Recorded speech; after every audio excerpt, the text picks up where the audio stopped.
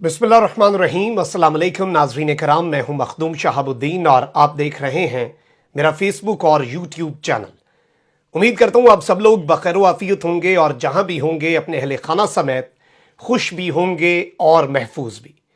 नाज़रीन कराम, इस वक्त पाकिस्तान में हवाओं का रुख तब्दील हो चुका है और पूरे का पूरा सियासी मंजरनामा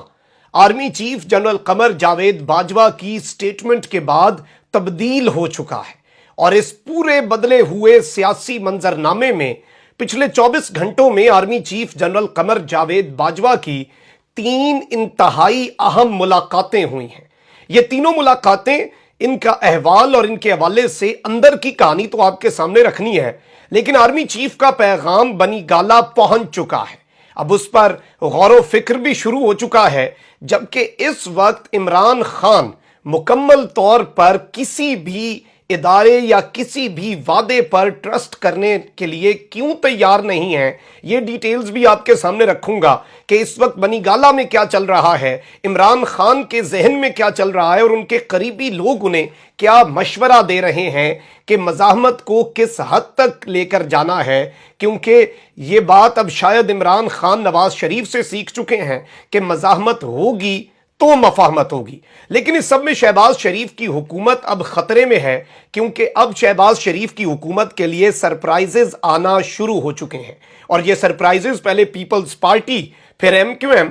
और अब मौलाना फजलुर रहमान की तरफ से आए हैं। और जो अंदर खाते कल मुलाकातें हुई हैं वजीर आजम हाउस में, उसकी भी कुछ डिटेल्स हैं जो मैं आपके सामने रखूंगा ताकि पूरा मामला आपके सामने क्लियर हो जाए। पीपल्स पार्टी का आपके सामने है कि किस तरह से पीपल्स पार्टी वजारतें लेने पर नहीं आ रही, और पीपल्स पार्टी कह रही है कि हमने आईनी ओहदे जो हैं वो हमें दे दें, जैसे स्पीकर है, चेयरमैन सेनेट है, सदर मुमलिकत है, क्योंकि महंगाई का, बैड गवर्नेंस का कभी भी जो लाम ताम का सिलसिला है वो इन ओहदों पर नहीं आता, और वो वज़रा, वफाकी काबीना, वजीर आजम, इंतजामिया, इन सब पर आता है। तो वो इस नाकाम हुकूमत का बोझ उठाने के लिए तो तैयार नहीं है। और उन्होंने अंदर खाते में जरदारी साहब को जितना बेहतर समझ चुका हूं और उनकी सियासत को, तो एक चीज बड़ी वाज़ेह हो चुकी है। इन्होंने खबर चलवाई जो कि हमने भी आपके सामने रखी कि बिलावल कहते हैं मैंने वजारतें लेनी है, और जरदारी कहते हैं कि वजारतें हमें नहीं लेनी चाहिए, हमें वजारतें छोटी पार्टियों को दे देनी चाहिए, हमारा हिस्सा छोटी पार्टियों को दें, उन्हें वजारतों के मजे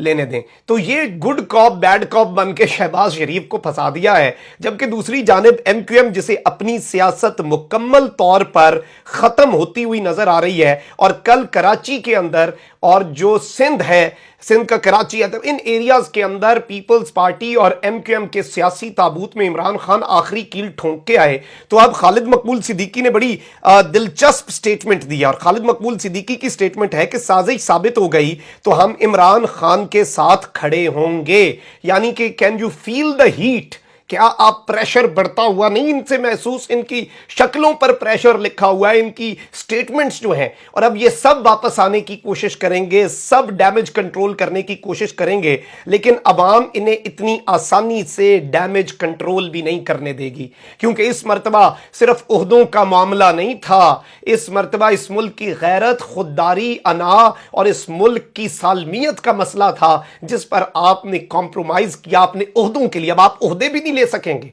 कि शायद अवाम में सुरखरू हो जाएं, लेकिन अब इस मामले में जो ये देख रहे हैं अवामी रद्द अमल, अब मैं आपको ये बताऊं कि मौलाना साहब को अवामी रद्द अमल से कोई फर्क नहीं पड़ता, उनकी वैसे सियासत ही बैठी हुई है। लेकिन मौलाना फजलुर रहमान ने नाज़रीन कराम कहा है कि वो फेडरल कैबिनेट का हिस्सा नहीं बनेंगे अगर मौलाना फजलुर रहमान को सदर इस्लामी जमहूरिया पाकिस्तान ना बनाया जाए। मैं तो सदर से ज्यादा इस बात में इंटरेस्टेड हूं, क्योंकि सदर जो है वो रियासत का सरबराह होता है, तो वो कमांडर इन चीफ होता है आर्म्ड फोर्सेस का, यानी कि आर्मी, नेवी और जो बहरियां हैं और एयरफोर्स, ये सब के सब मौलाना साहब अपने अंडर लाना चाह रहे हैं, और वो इन्हें सैल्यूट भी किया करेंगे। लेकिन इसमें मौलाना फजलुर रहमान कुछ बहुत बड़े डिसीजंस लेने वाले हैं, और उन्हें हर सूरत इस वक्त प्रेसिडेंसी चाहिए। कल एक मुलाकात हुई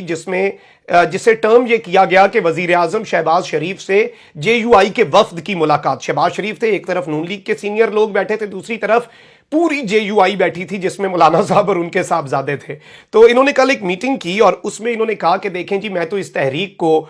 तन मन धन से 2018 से चला रहा हूं, सबसे ज्यादा बंदे भी मैं लाया, इस हुकूमत पर प्रेशर भी मैंने दिखाया, स्ट्रीट पावर और एक हवा भी मैंने चलाई, उसमें मेरा बहुत बड़ा किरदार है। और अब दो बड़ी जमातों ने यह शोशा छोड़ दिया है कि अददी अक्सरियत जो है उसके मुताबिक ओहदे मिलेंगे और जिसके पास नंबर्स हैं वही ओहदे लेगा, तो फिर मैं किधर गया, हम तो छनकना बजाएंगे। और मौलाना ने कहा है कि अगर सदारत नहीं तो फिर कुछ भी नहीं, और हम विफाकी काबीना का हिस्सा भी नहीं बनेंगे तो कोई ओहदा भी नहीं हम लेंगे। और मौलाना ने कहा है कि हम तो इलेक्शंस के लिए भी तैयार बैठे हैं। तो आप ये हवा बदलती हुई देख रहे हैं कि किस तरह से जरदारी साहब ने तो पहले ही 30 अप्रैल तक सारे अपने कैंडिडेट्स को कहा है कि जिसने इलेक्शन में टिकट में जिसे इंटरेस्ट है, एक्सप्रेशन ऑफ इंटरेस्ट जो है वो अपनी एप्लीकेशंस दे। मौलाना साहब ने भी तैयारी शुरू कर दी है, खान साहब ऑलरेडी तैयार बैठे हैं। और आर्मी चीफ की तरफ से भी मैंने आपको बताया कि वो वेटरन से मिले, लाहौर का आर्मी चीफ ने दौरा किया और अब उस हवाले से मैंने तो खबर बहुत पहले दे दी थी, अब उस हवाले से ISPR का प्रेस रिलीज भी आ चुका है। और ISPR की प्रेस रिलीज में बताया गया कि आर्मी चीफ ने लाहौर गैरिजन का दौरा किया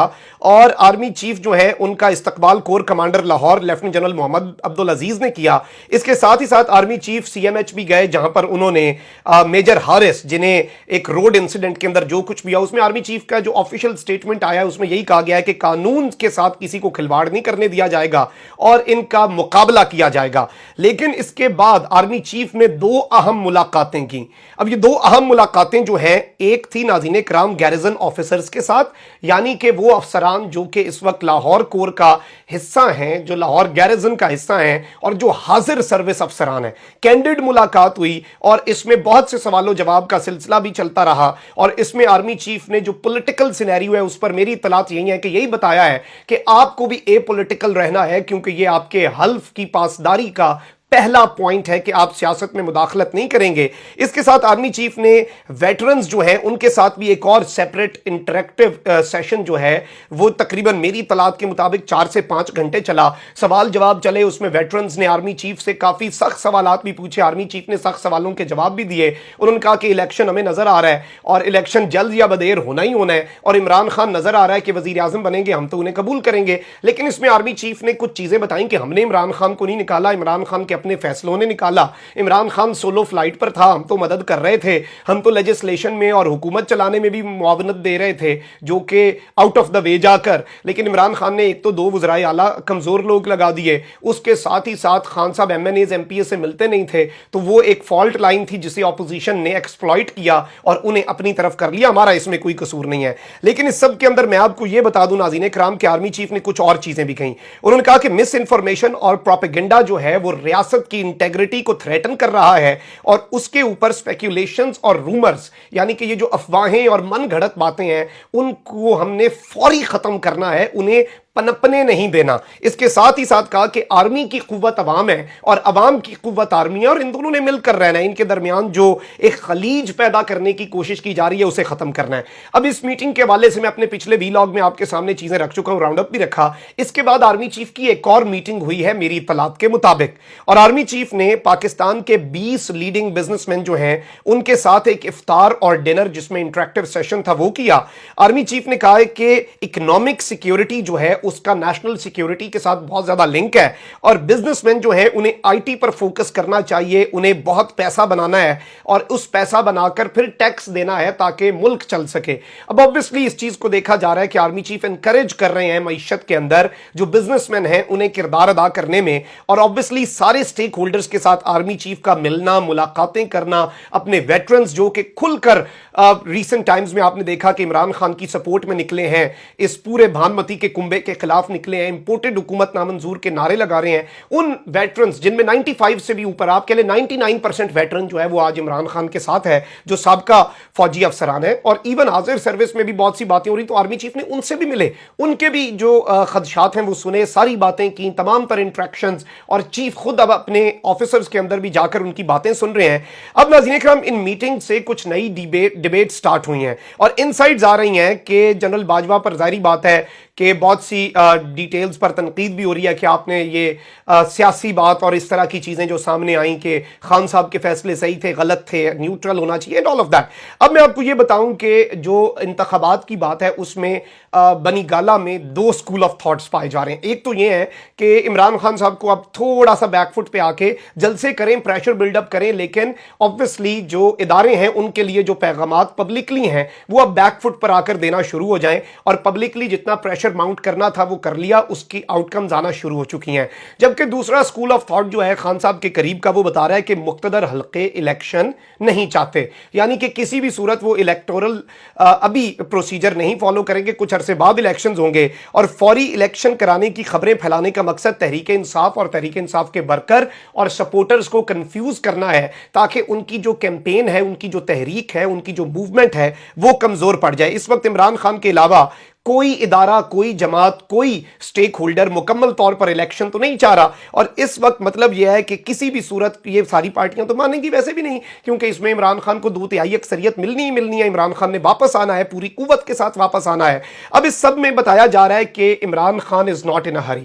عمران خان کوئی جلد بازی نہیں کرنا چاہتے. اس سے پہلے ایک افطار کی آفر بھی آئی تینوں سروسز چیفز کے ساتھ, ایک فیئر ویل افطار, تاکہ تعلقات کے اندر کوئی کنفیوژن یا خرابی نہ ہو. خان صاحب نے اس میں بھی معذرت کی کہ کوئی ایسا پرسیپشن نہ بنے, لیکن اس میں کہا یہ جا رہا ہے کہ جو اسیسمنٹ ہے وہ اس وقت جاری ہے اور ہر پہلو سے جائزہ لیا جا رہا ہے. جو امپورٹنٹ میٹنگز ہوئی ہیں سی او ایس کی, اور اس میں جو ان کا نیریٹو سامنے آیا ہے, اور بنی گالہ میں ذاتی طور پہ یہ سمجھتا ہوں کہ وہ یہ چاہتا ہے, یعنی کہ خان صاحب اور ان کی پارٹی